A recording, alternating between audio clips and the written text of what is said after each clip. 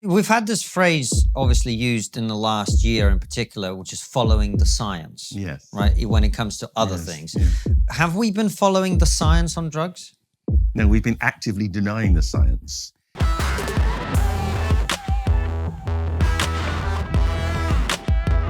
Hello and welcome to TRIGGERnometry. I'm Francis Foster. I'm Konstantin Kisin.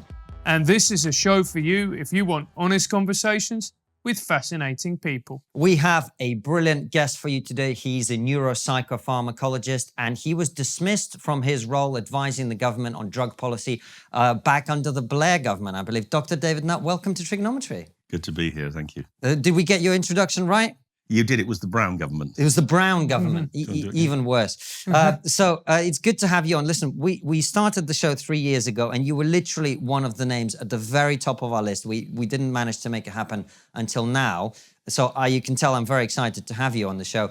Tell everybody, before we get into it, a little bit about who are you, how are you where you are, what has been the journey through life that leads you to be sitting here talking to us? So, I am a doctor.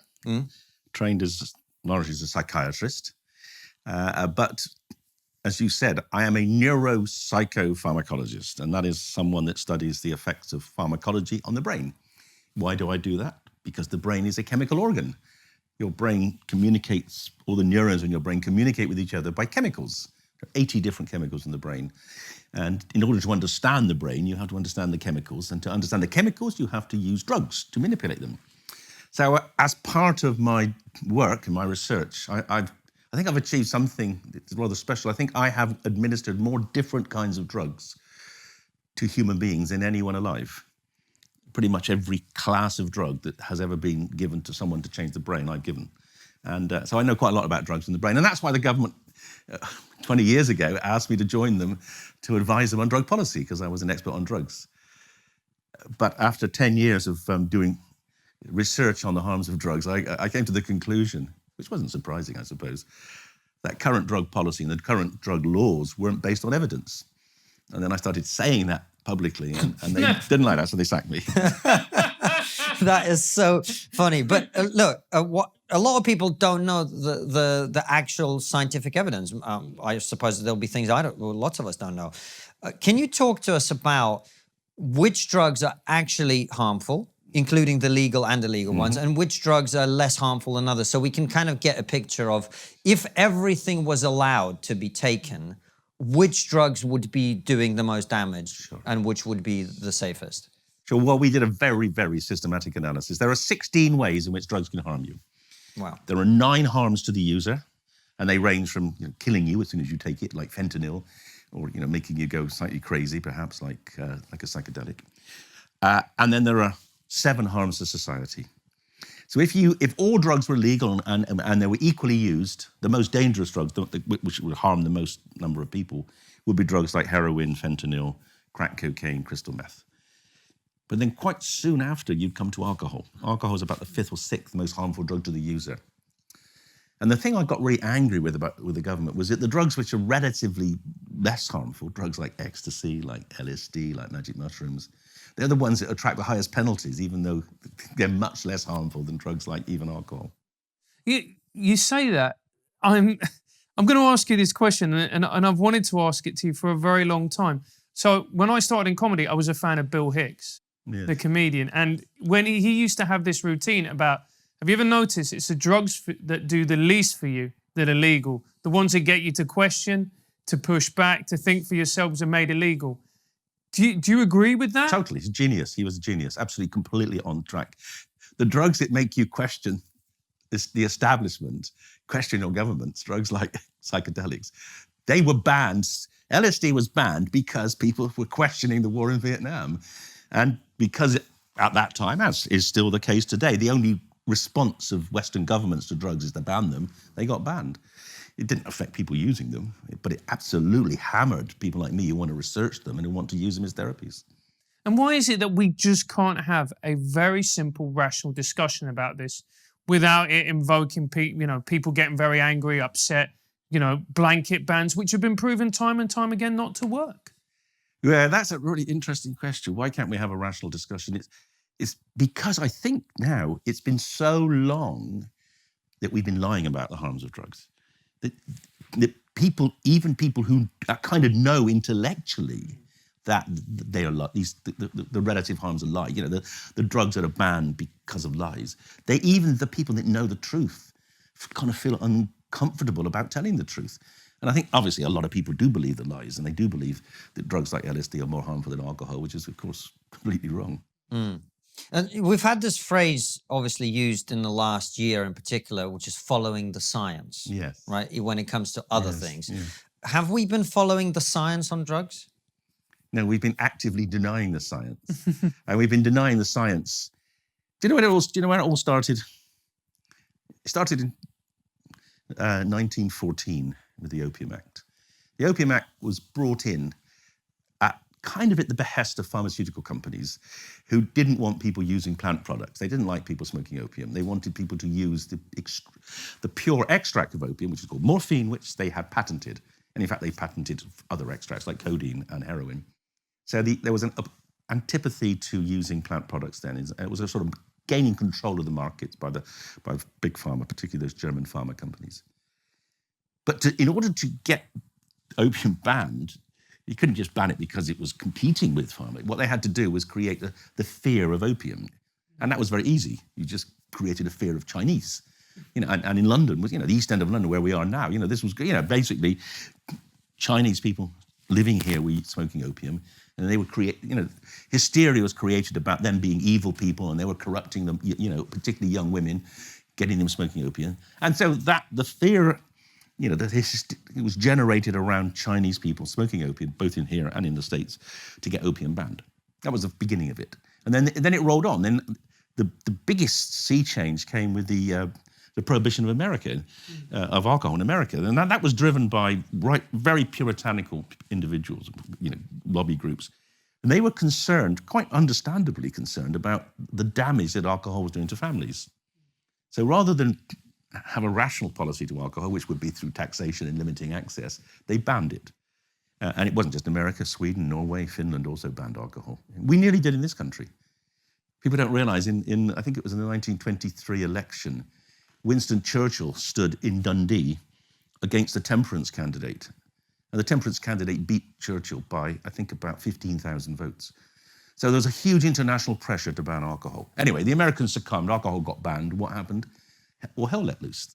Organised crime rose because people like alcohol and people weren't prepared to give it up just to possibly protect, the families that were being damaged. Anyway, what's that got to do with modern drugs? Well, what happened was in 1932, I think, or 33, the Prohibition Act got repealed. But at that point, because Prohibition was so corrupting of the police, every policeman in America was on the take from speakeasies, because every street corner had a speakeasy. You're underground, you get your booze. So the police were all corrupt. So the American government created a special army, which we now call the Drug Enforcement Agency, to fight the mafia and to try to stop people using alcohol. And that ended up being about 35,000 people, run by a man called Harry Anslinger.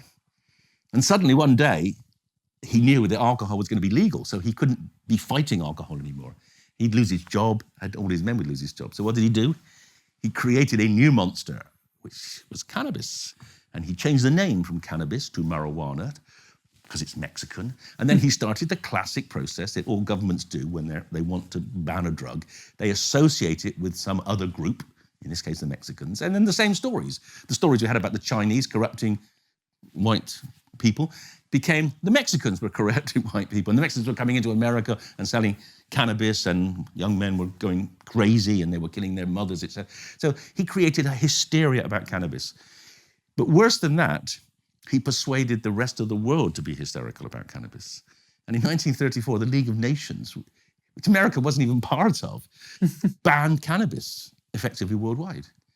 And that really started the whole chain reaction of just keep banning any drug you don't like until we got to the 1968 war on drugs with Nixon, where he just went right over the top in order to get elected. And we're talking about it now, but it does seem that we're starting to have a more balanced approach. Yeah. For example, New York I think they've legalized cannabis. Have they not? Do you think that's part of a wider trend, David, that we're seeing now? Yeah, well, the debates happened. I think, to be honest, my sacking made a contribution in this country to the debate. because people said, well, why has he been sacked? And they said, because he's saying that alcohol is more harmful than LSD, and that cannabis should be legal because it's less harmful than alcohol.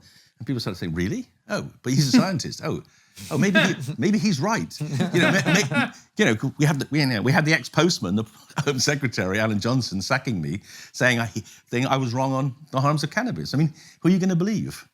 You're going to believe at least me, because I have done some research. I do have sort of integrity, and I do have some knowledge. David, why do people take drugs? Well, everyone takes drugs. So that's including the people who make the laws against them. Right, let's be clear about this. So the first thing to say is that taking drugs is one of the core features of humanity. What defines us as different from other primates? Well, we have language, we have art, and we take drugs. Those are the three things that distinguish us. We seek out drugs. Why do we do that? Because we have a hell of a big brain, and we understand that there's a lot of capacity in the brain which is underutilized. So humans have always sought out drugs, and generally it's for pleasure or to reduce pain. So 98% of the world's population take drugs. I mean, mostly they take drugs like tea or coffee. You're having one now? Yeah, I'm having one now, that's right. Naughty boy. 80% of adults drink alcohol. It used to be 60-70% of people smoke tobacco, now it's a lot less. People take drugs to relax them, to take away some of the stress of life, and in some cases to actually expand their understanding of life. And that's where drugs like psychedelics and maybe MDMA come in.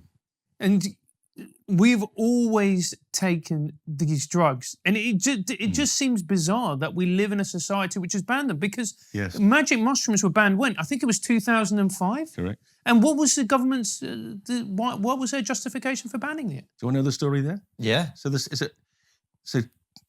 David Cameron had come in to become the leader of the Tory party. And he said before he became leader that one of his ambitions was to reduce the classification of MDMA, which is a Class A drug. It's Class A Schedule 1 drug.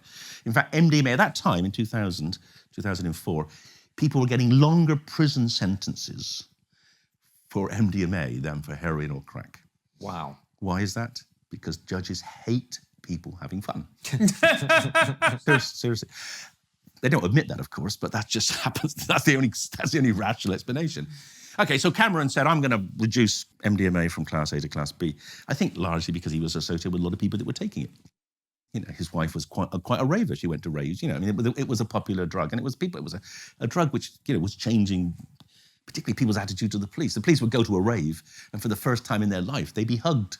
When they went to a pub, they got beaten up. Anyway, so there was a strong move that MDMA was going to be more openly available.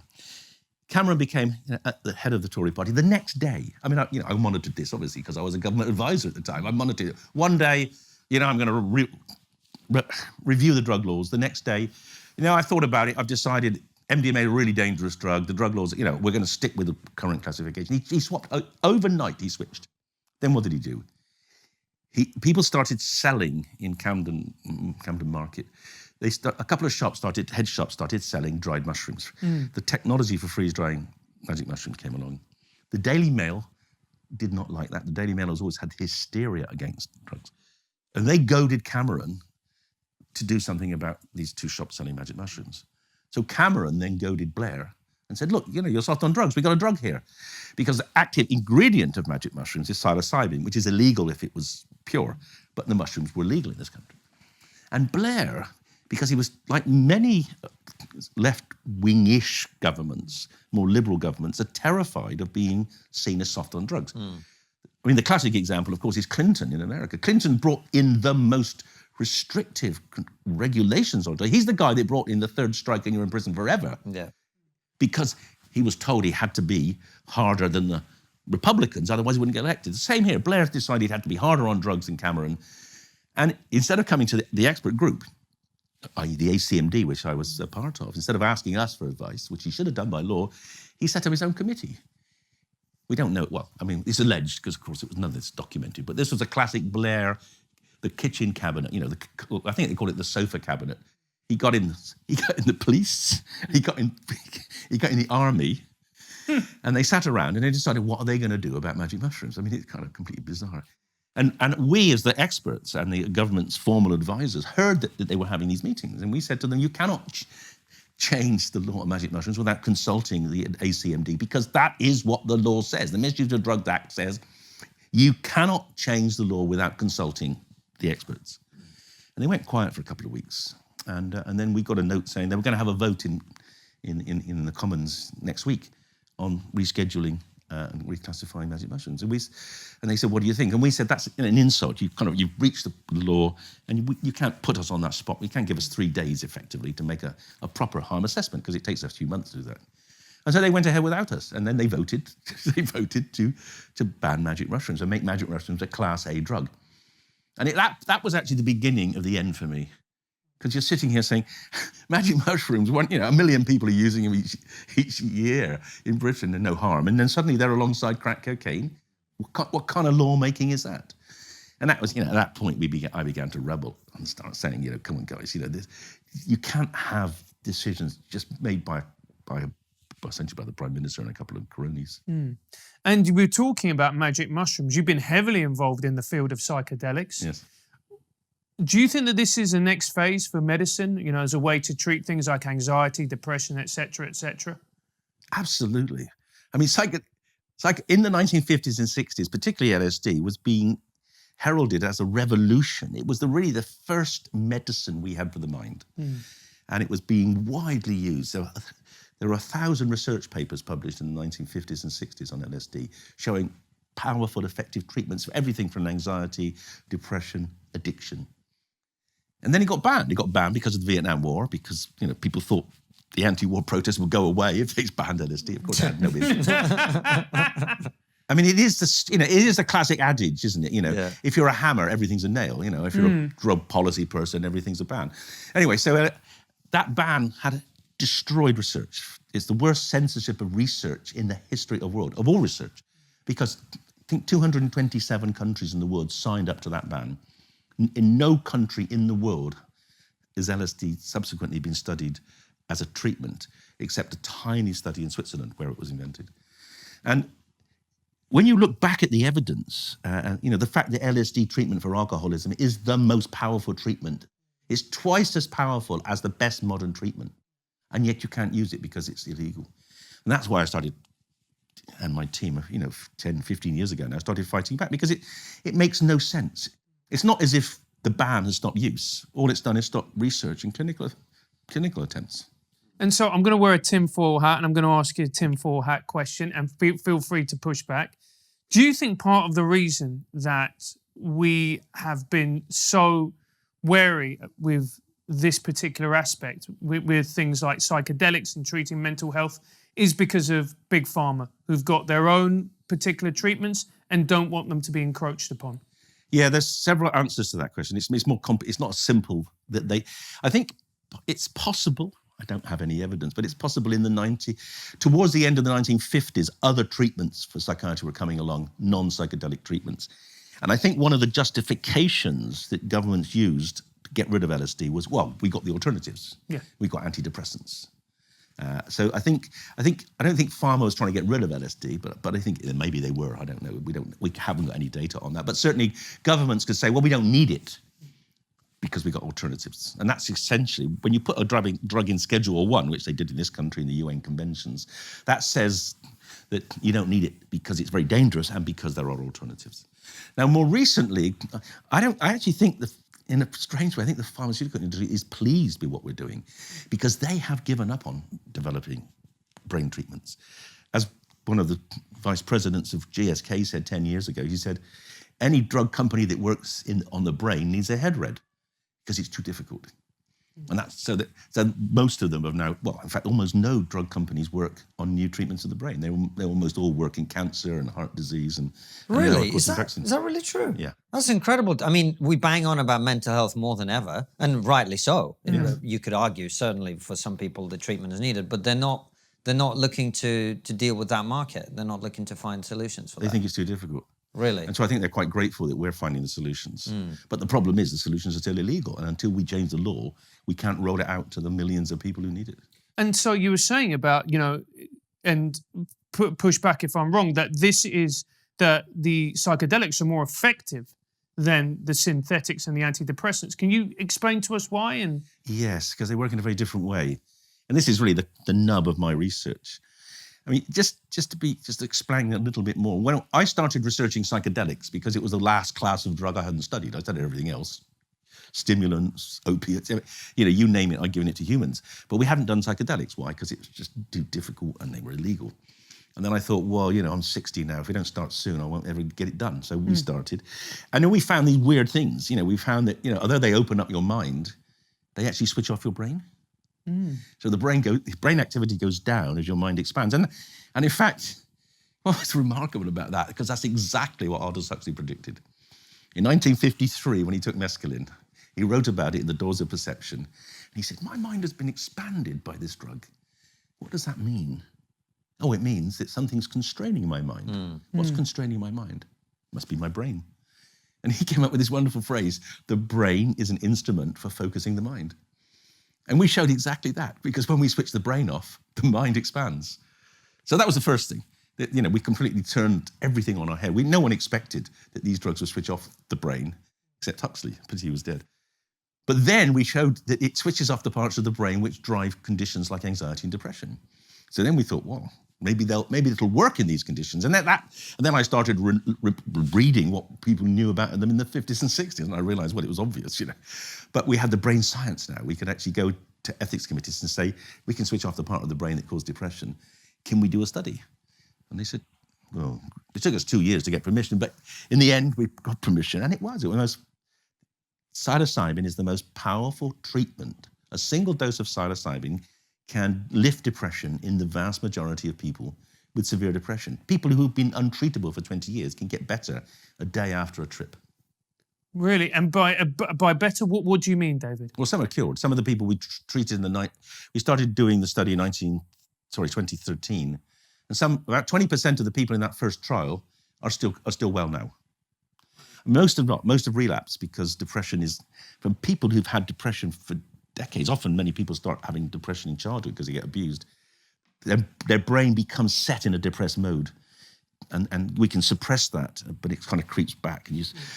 But it is still the most powerful single treatment of depression that's ever been shown.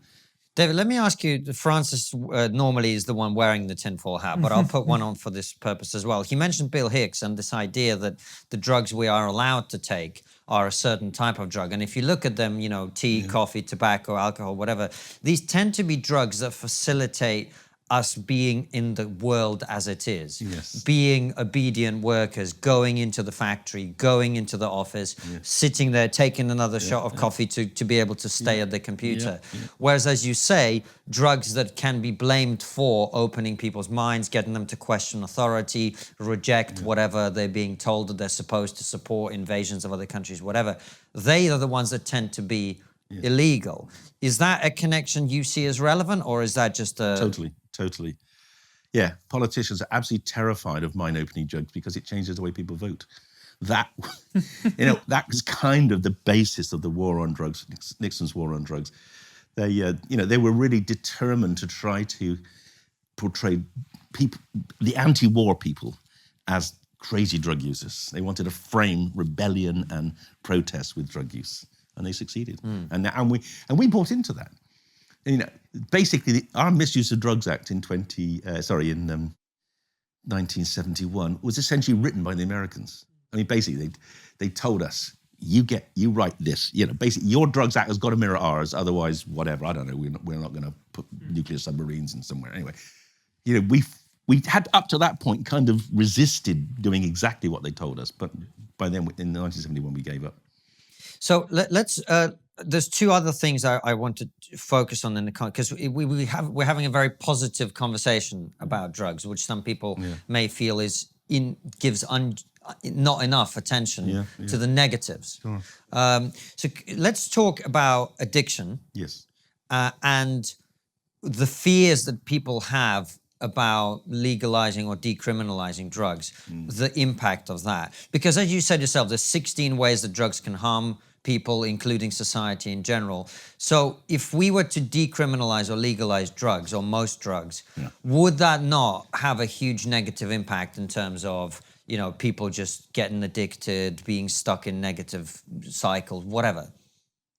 Well, that's exactly what the politicians say. Yeah. That is the fear that politicians spout all the time. If we change the law, it will expand use and expand harms. And there are multiple arguments against that. Well, better than arguments, there's loads of evidence against that. So the first thing is that the law doesn't work. So we have illegal cannabis in this country. Recreational cannabis is illegal. Yet we have a greater proportion of young people using cannabis than they have in countries where it's legal. Why is that? Well, and that's kind of been well known since the 1950s, really. Illegal markets create demand. And they create demand by getting people to use drugs and then selling drugs.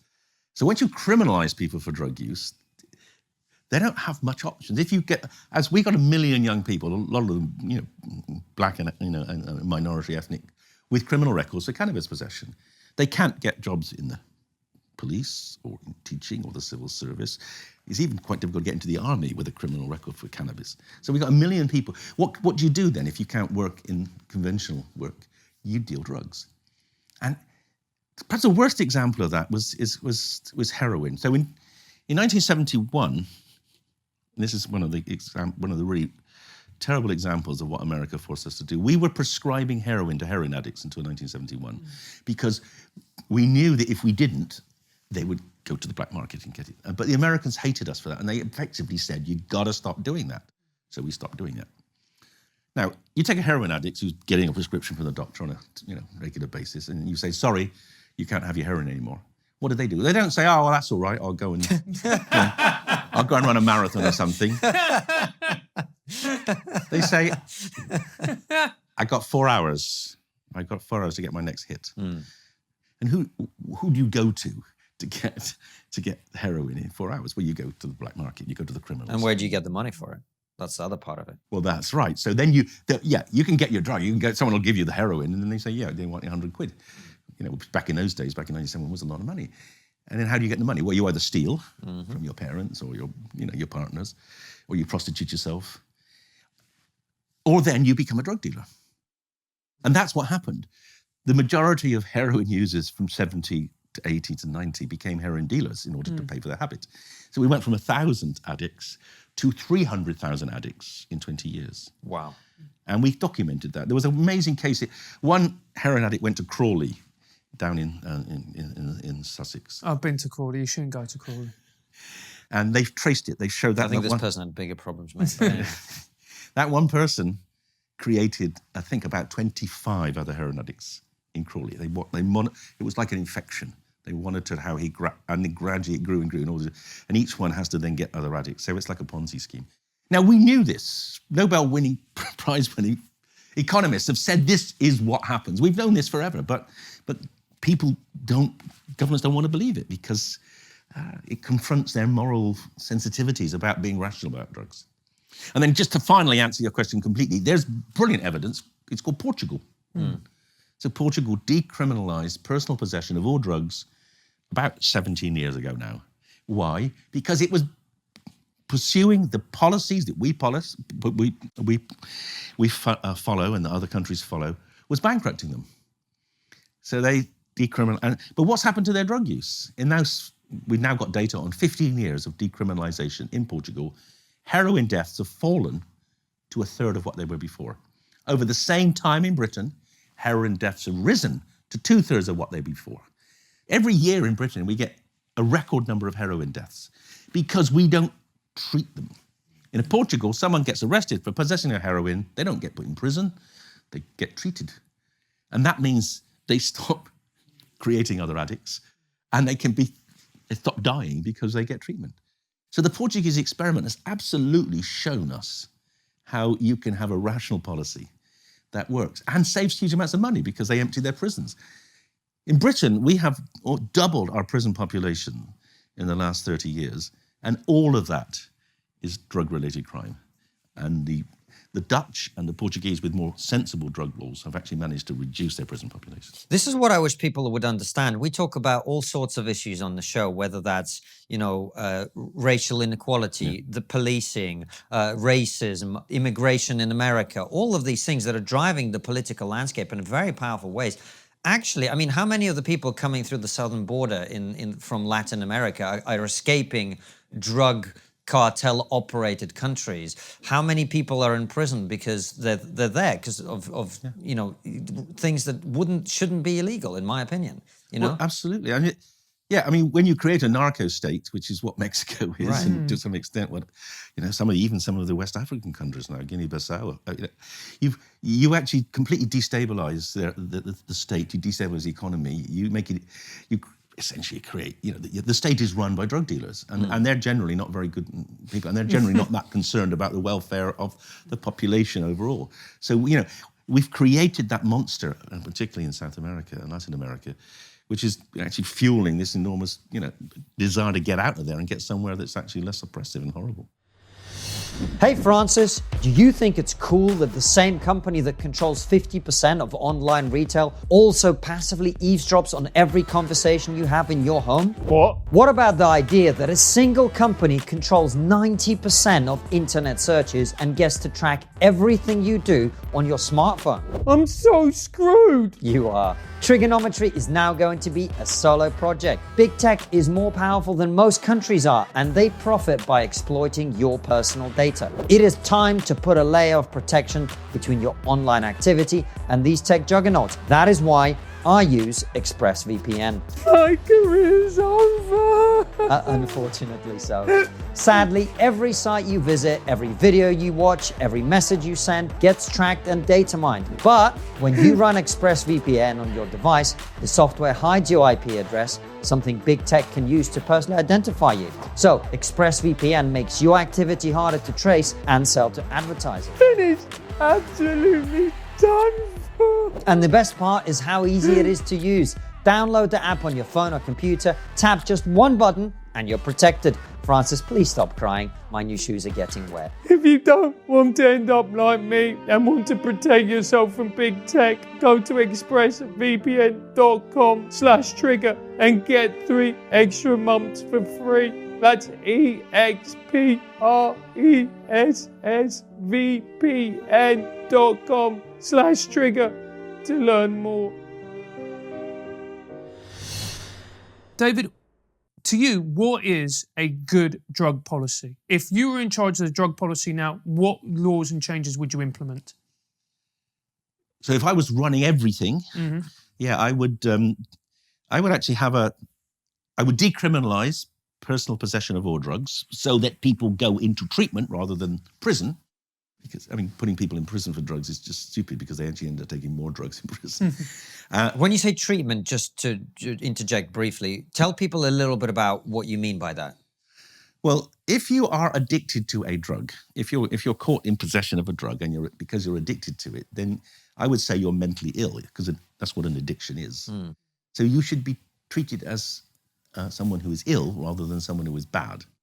But putting drug-addicted people into prison is both extremely wasteful of money, because it costs a lot of money to put people in prison, and it just perpetuates the cycle because they don't get treated in prison. Drug use in prison is greater than outside of prison for various reasons, not least of which prison's a horrible place and drugs can't help people deal with the misery. And also, a significant proportion of prison officers are now drug dealers because there's a lucrative trade. So criminalizing people for drug use is always counterproductive. Right. So you arrest people, if you find people with drugs in their possession, you decriminalize that, they get treatment, and that's a combination of like psychological and medical and whatever they need, absolutely. Right. Okay, and then? Now, if they're not addicted, then, and this is the weakness of the decriminalization approach, is what you do. Well, in Portugal, what they do is they have civil sanctions. They basically say, okay, well, you've got to clean the streets for a couple of weeks. So you don't get a criminal record. And that's critical. You mustn't give people criminal records, but they pay some kind of penalty. As a sort of they call it dissuasion. Now, my own personal view is I would go further than that. And my view is that if for drugs which are less harmful to the user than alcohol, then they should be available. Because I think for two reasons. First is a moral reason. why would you want people to take a more harmful drug if they could take a less harmful drug? Well, the only reason for that is because the drinks industry want you to. And then the second reason is a pragmatic reason. If people use less harmful drugs, there's less harm. And this myth that politicians are, well, they'll be taking alcohol and they'll be getting stoned on top and that's just rubbish. About a third of people in Britain, if cannabis was legal, would reduce their drinking. They'd switch to cannabis. I wouldn't have another drop of alcohol ever again, personally. Yeah. So there will be almost certainly overall health benefits for making but I'd have these drugs available in what we call licensed premises like pharmacies, where we get their drugs, and just reflect on the fact that until 1974 we used to just sell alcohol in licensed premises, which were called bars or off licenses. And then one of the worst things that any government did, and this was John Major's government, was to allow supermarkets to sell booze. And the massive increase in alcohol harm, which we've seen, has been driven by, I think it was about 94 that he opened up essentially the licensing laws. And alcohol consumption effectively doubled as a result of allowing people to buy it in supermarkets.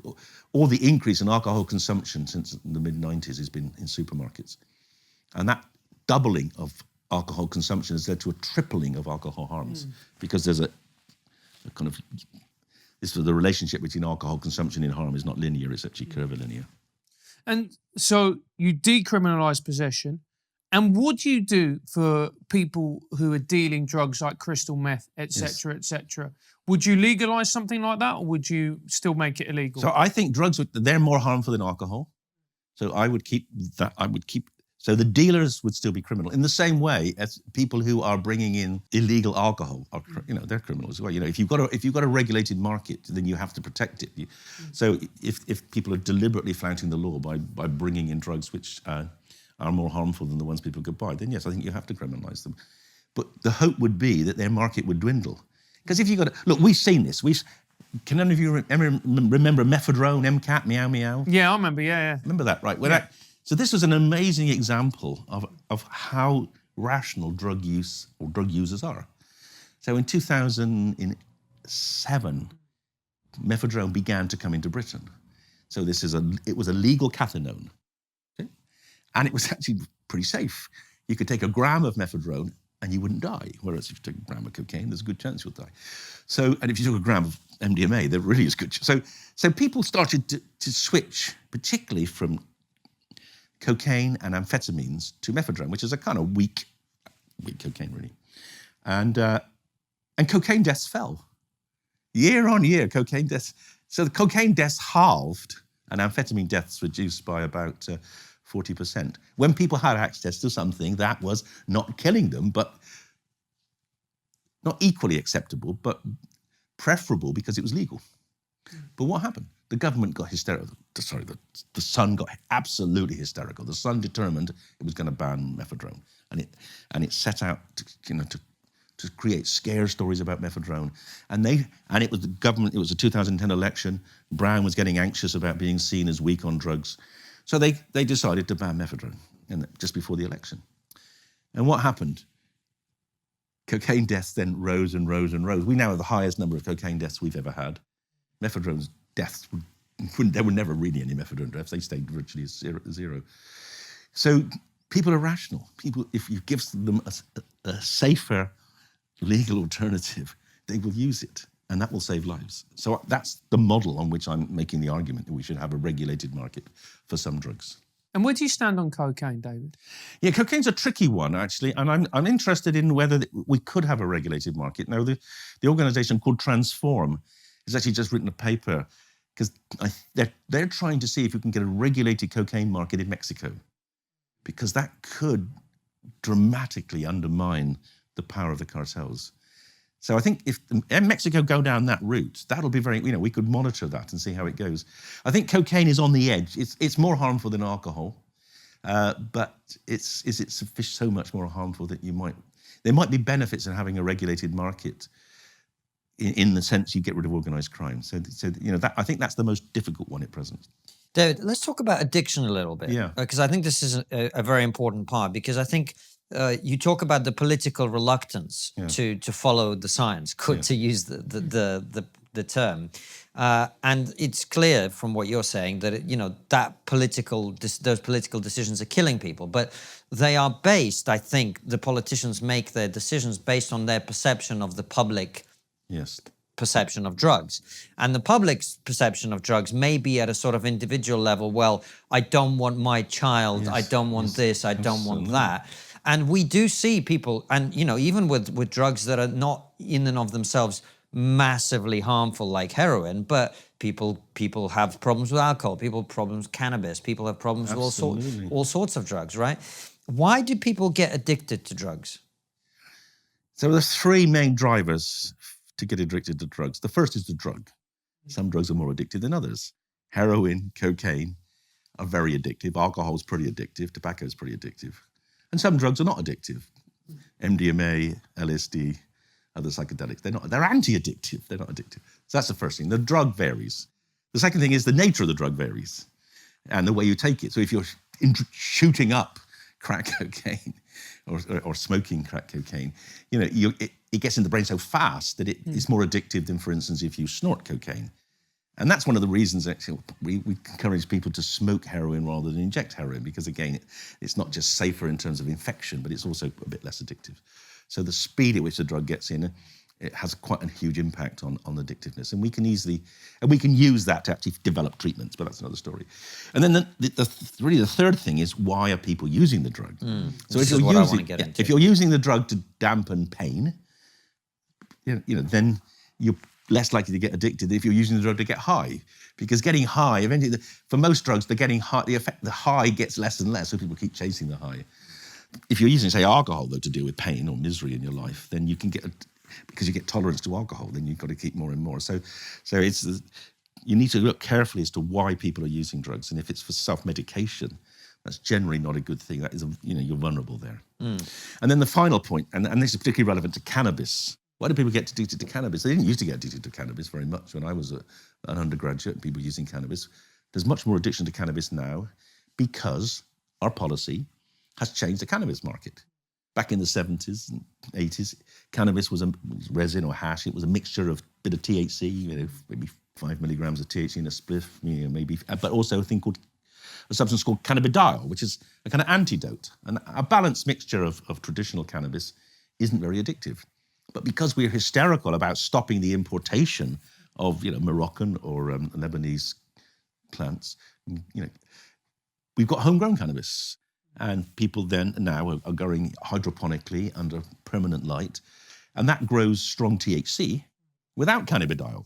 So 95% of the stuff you buy in Britain called cannabis is skunk, and it's up to 15 to 20% THC, which is more addictive because it's stronger than the old stuff, but also hasn't got the protective element. So our policies have absolutely driven the rise in harms from cannabis. But then it gets worse.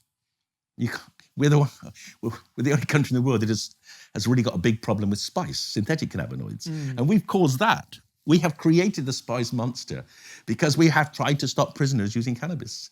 We've started testing prisoners for cannabis, which hangs around in the body for weeks. When we started testing back in the early 90s, it was an experiment just to see what drugs prisoners were using. And it turned out prisoners were using a lot of cannabis. They carried on testing. And they basically, if you tested positive for cannabis, you lost your probation. So you could stay in prison for 2 more years. Now, prisoners are not stupid. So they switched. The first thing they switched to, which is well documented in the government, they switched to heroin, because heroin disappears in a day. So then we had a rise in heroin use in prisons because people, isn't that the most ridiculous, a policy which drives people from cannabis to heroin? You think, oh, hang on, perhaps we should stop doing this. Perhaps we should stop testing. No, we just carry on rolling out testing because we want to stop people using heroin. And then they switched to GHB and gabapentins. And then someone realized that you could actually have these synthetic cannabinoids which aren't detectable. And so now we have in prisons, we've had 70 deaths last year from synthetic cannabinoids. These are extremely toxic compounds that prisoners are using to avoid detection for using cannabis. Every prison in Britain now has to have a special platoon of big male paramedics to deal with the people who go crazy and who have heart attacks and have fits from synthetic cannabinoids. no other country in the world has this problem, but because we're so obsessed with punishing people, even when they're in prison, by testing them, we've created this monster. And can we put it back in the bottle? You know, we've seen it on the streets, the streets of Manchester a couple of years ago. It's cheaper to get stoned on synthetic cannabinoids than it is on alcohol. So people switch, and they're so much more toxic. It just seems that that we're just making the same mistake again and again. Totally. And again. Are we ever going to actually wake up and deal with this in a calm and rational manner? Well, we did have a sense of it when the really sad thing, there was an opportunity in the coalition because the Lib Dems were very sympathetic to a sensible policy. In fact, the Lib Dems now have a policy of legal cannabis. It's just that they don't have any, they can't even touch power anymore. No. But when in the coalition, there was a Lib Dem minister for drugs, Norman Baker. And he was very sensible, very rational. In fact, he's on one of my upcoming podcasts. And he went around the world and he got evidence of better policies around the world. He was not allowed to, he's a drugs minister. He couldn't publish his own paper because at the time, the Home Secretary, someone called Theresa May, refused to let him publish his evidence. And Theresa May has been the biggest problem because she is religiously anti-drugs, except alcohol, of course. I mean, it's completely absurd. She brought in the Psychoactive Substances Act, which is a completely stupid piece of legislation. There was almost no harm from other psychoactive substances. It was all hysteria driven by the media. But also not just the media. There are some quite powerful... The Puritans, they got alcohol banned in America in 1923. They're still there. There are still people that want to ban all drugs, including alcohol. And things like the Public Policy Exchange, they're still pushing all the time to ban things. And as I've said, banning things almost always leads to the rise of more toxic substances. It's interesting because we talk to people from all over the political spectrum. And one of the things that I always find kind of more troubling about some of the excesses of the left is they tend not to think about things in a practical way, but rather in a very utopian way. But this is an issue on which the right is completely mental when it comes to this thing, because their approach is very much that. We can get people not to ever use drugs again, and it just seems to be counter to the human experience. Well, of course it is. That's completely stupid. But the left are no better. Really? Blair and Brown, these million young people with criminal records, that was driven by Blair incentivizing the police, making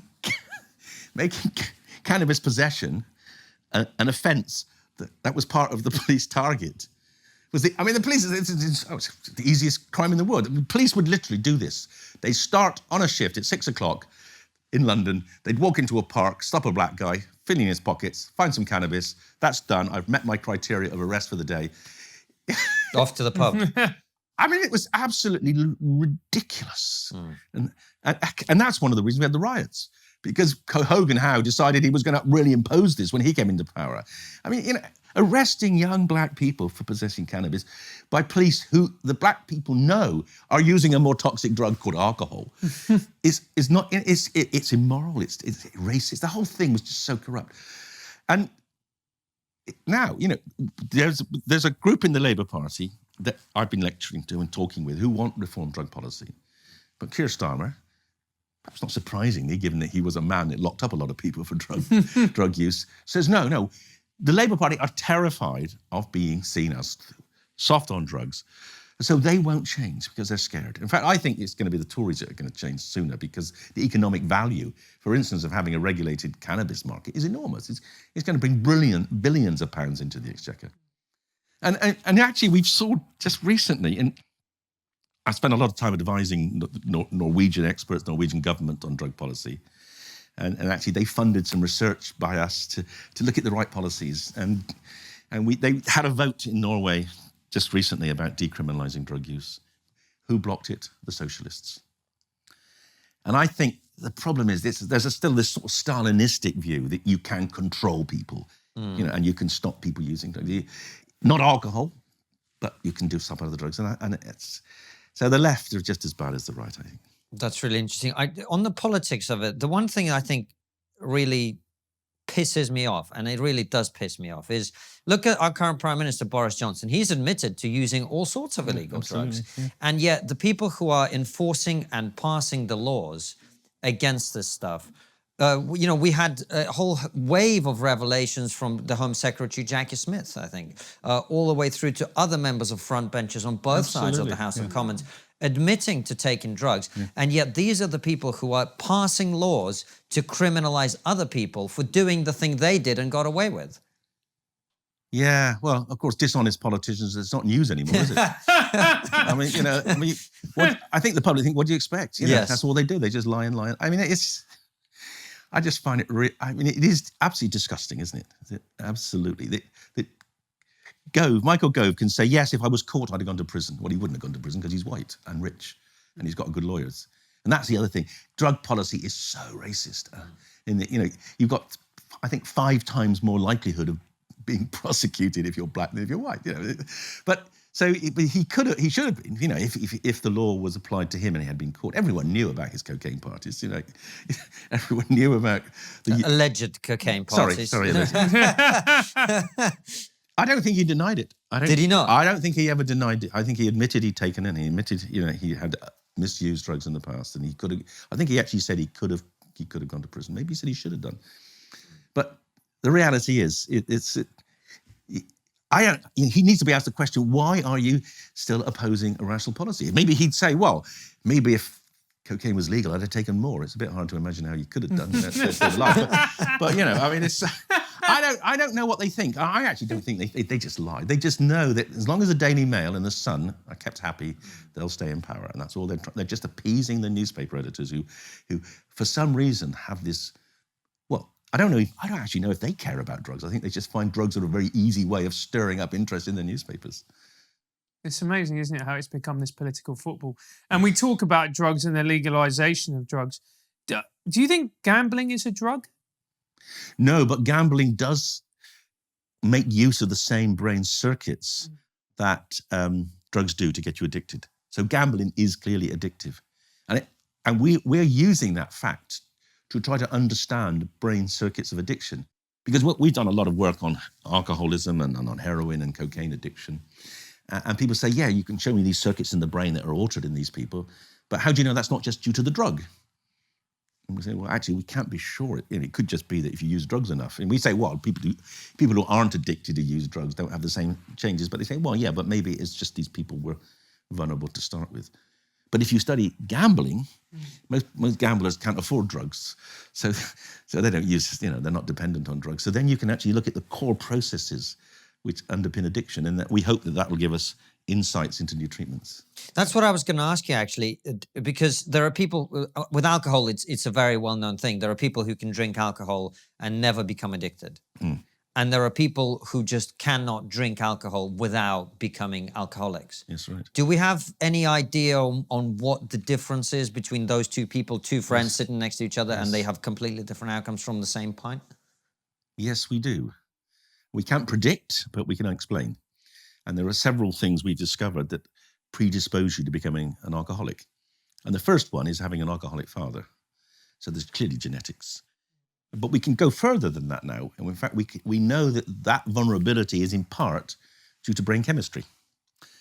And it's kind of paradoxical, but people who start off being resistant to alcohol, the people that can stay sober or stay standing after their first binge when all their friends are on the floor, they've got alcoholic fathers, and so they're like pre-tolerant. Now they're a super, everyone thinks, oh, he's an amazing guy, look how much you can drink. But the problem is they end up drinking more and eventually become dependent.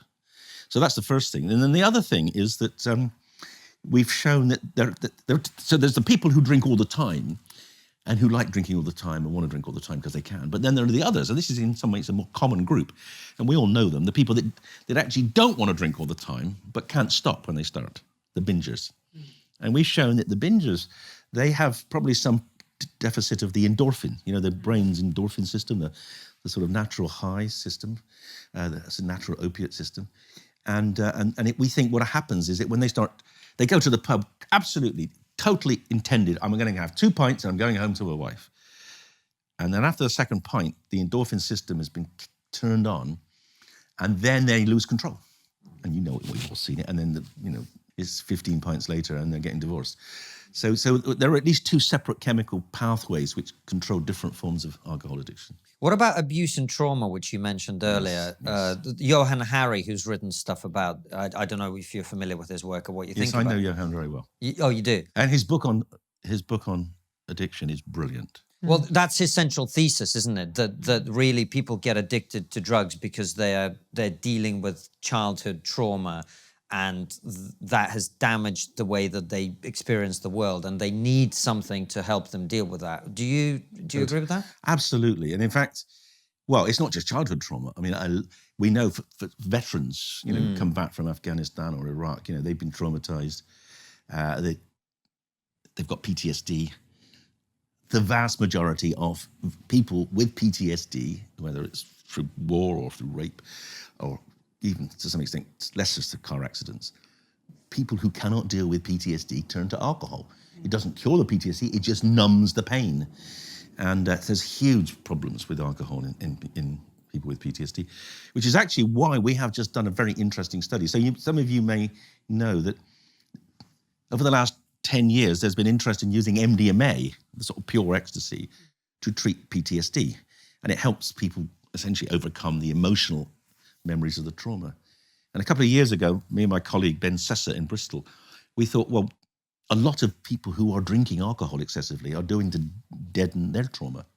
So we did a study, which we just published last month, on using MDMA, 2 sessions of MDMA, the same as in the PTSD trials, in people who are drinking because of stress. And we had a phenomenal, 80% of that group were able to stop drinking for 6 months, which is unprecedented outcome, because our normal treatment, which is just talking therapy, it's about 20% stay sober. So this is really exciting that we can actually target the cause of the drinking, the trauma, or the trauma memories, and help people then not need to drink. Wow. That's revolutionary. Well, I think so too. But the problem is, of course, that MDMA is illegal.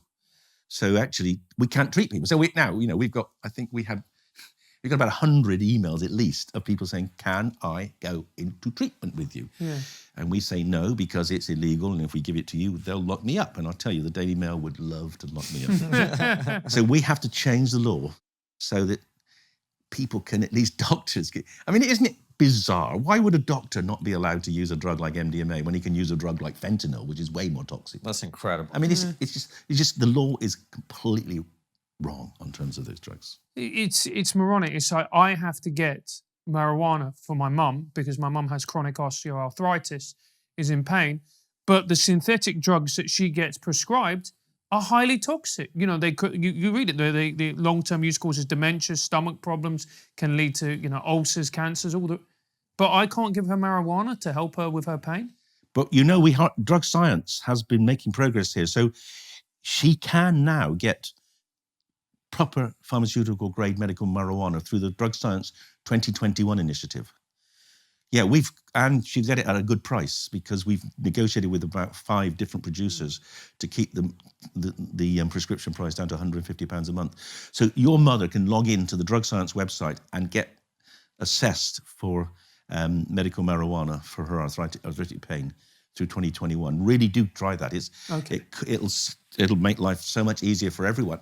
You, her, but also you can absolutely guarantee what you're getting. It's made to pharmaceutical standard. Well, there's a happy ending to an interview. David, listen, we've run out of time. There's so much more we could talk about. Perhaps we'll do it another time. But thank you for coming on the show. It's been a pleasure.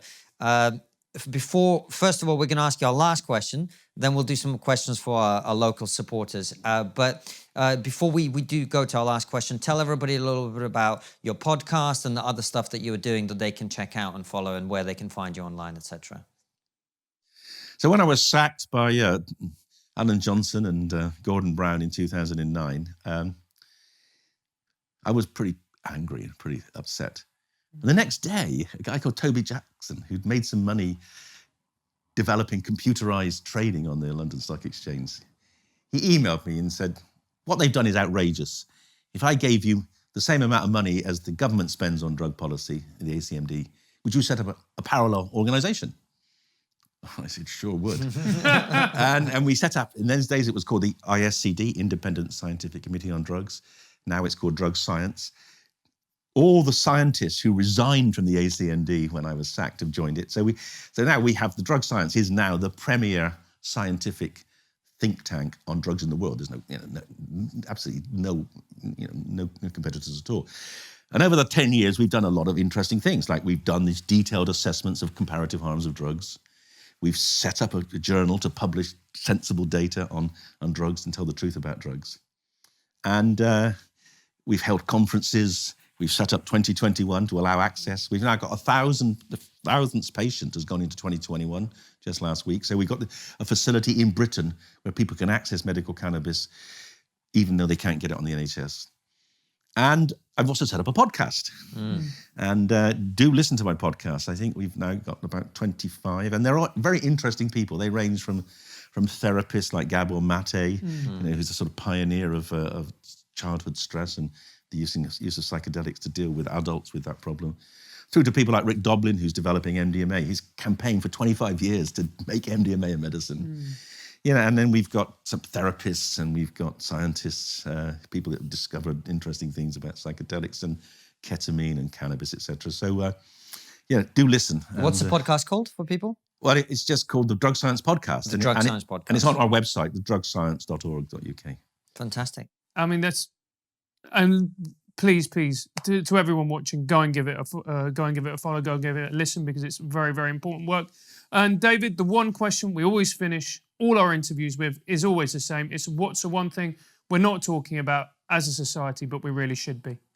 We should be talking about the lives lost over the last 50 years by this irrational war on drugs. 300,000 deaths in Mexico alone. But when you look at the other side of the coin, when you look at the lives lost because people haven't had access to treatments, it's way more than 300,000. So I've estimated just for alcoholism alone, not heroin addiction or other addictions, in the 50 years since LSD and psilocybin were banned, there have been over 100 million premature deaths from alcohol. There have been, actually, about 300 million premature deaths from tobacco. These are disorders which are treatable with psychedelics.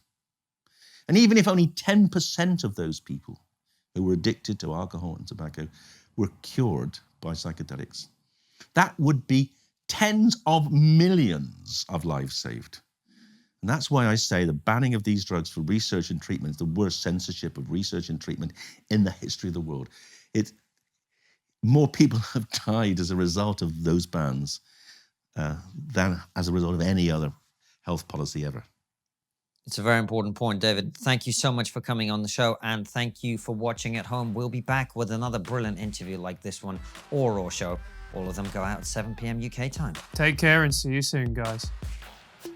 We hope you've enjoyed this incredible interview. Remember to subscribe and hit the bell button so that you never miss another fantastic episode. And if you believe that the work we do here at TRIGGERnometry is important, support us by joining our locals community using the link below.